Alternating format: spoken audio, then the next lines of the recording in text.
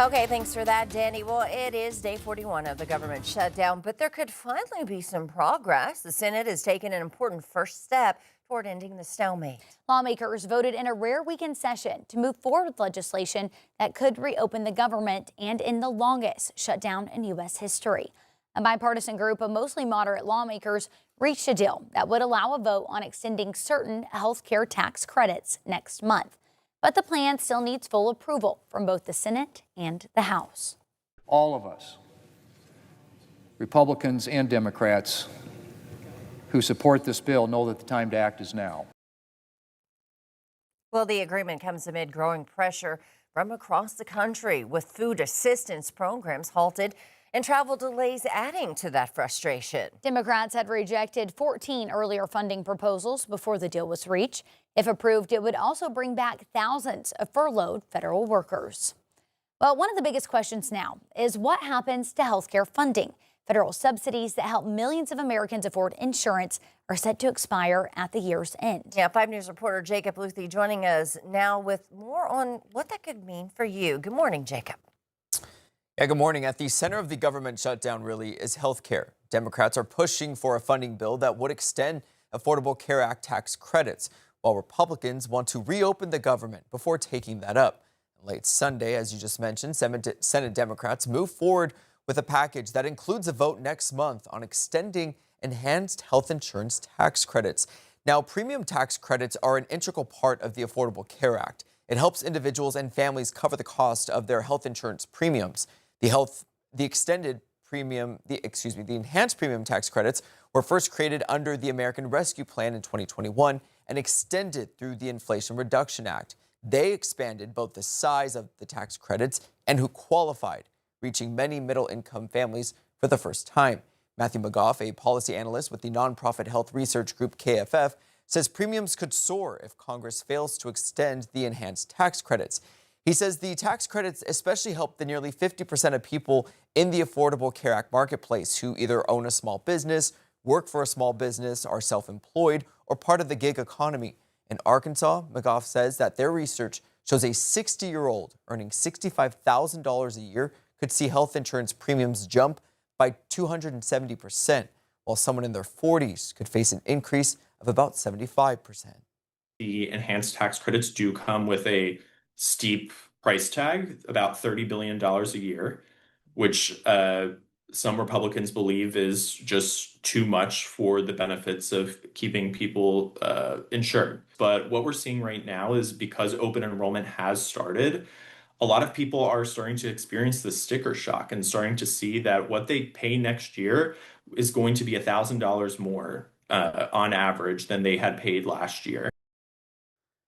Now, again, while movement has been made in the Senate last night to try and end the government shutdown, House Democratic leader Hakeem Jeffries said in a statement that House Democrats will not support legislation advanced by Senate Republicans that fails to extend the Affordable Care Act tax credits. Jacob Luthi, 5 News. Right. Thank you for that information this morning, Jacob. Well, Arkansas Governor Sarah Huckabee Sanders is directing an additional $500,000 to Arkansas food banks. This comes after the governor's announcement last week, delivering the same amount of money to food banks with the option to revisit every week if the shutdown continues. Now, this additional money actually comes from the state's restricted reserve funds. Today, those funds will go to the Arkansas Hunger Relief Alliance, which will then distribute it to the 6 Feeding America member food banks around the state, serving the highest SNAP recipient regions first. We are taking a live look right now at the Dallas airport. Passengers at airports across the country have been dealing with mass delays and cancellations during the shutdown. This is one of those airports that's really been affected. Yeah, just over the weekend, dozens of flights canceled there at DFW. Yeah, already today, FlightAware reports more than 1,500 cancellations nationwide, and that's a number that could keep rising. Yeah, Bradley Blackburn has more on what travelers can expect. At airports around the country over the weekend, frustration was in the air. We put all our eggs in this basket. My flight's been delayed about 3 hours. Just trying to get home. According to FlightAware, on Sunday, more than 2,900 flights were canceled and more than 10,000 were delayed. Ripple effects after the FAA ordered flight cuts at dozens of the nation's busiest airports. Our best case scenario is that we'll be able to leave here in 2 hours. TSA agents and air traffic controllers are still being asked to work without pay, and some are calling out sick or quitting. Staffing shortages are impacting operations in many hubs. The United States of America cannot pay its people. That's shameful. If the shutdown continues, the chaos could get even worse. The FAA's 4% reduction is expected to rise to 6% Tuesday and 10% by Friday. Transportation Secretary Sean Duffy is warning about what could happen by Thanksgiving. What's going to happen is you're going to have air travel slow to a trickle. Major rental car companies are reporting a sharp increase in bookings as more flyers look for alternative ways to get to their destination. Travel is stressful enough, and then you put these disruptions in place, and it really makes everything more challenging. Challenges in the air as Washington tries to get a deal to end the shutdown off the ground. Bradley Blackburn, CBS News, New York. Well, new this morning, the Justice Department pardon attorney has posted a list of names on social media naming people pardoned by President Trump. They were all allegedly involved in efforts to overturn the 2020 election. Yeah, the high-profile individuals named include former New York Mayor Rudy Giuliani, who allegedly pressured state officials to change the outcome of swing state election results. Now, none of those identified were charged with federal crimes, but several were charged in states such as Arizona and Georgia. Presidents, however, do not have the power to pardon state crimes. Well, Andrew McGann, the Springdale man accused of killing a couple at Devil's Den State Park over the summer, is set to be back in court this Friday. He was arrested, you'll remember, after a 5-day manhunt. He's charged with 2 counts of capital murder. He's pleaded not guilty. He's accused of killing Clinton and Kristen Brink while they were hiking with their 2 young daughters. Prosecutors say they plan to seek the death penalty.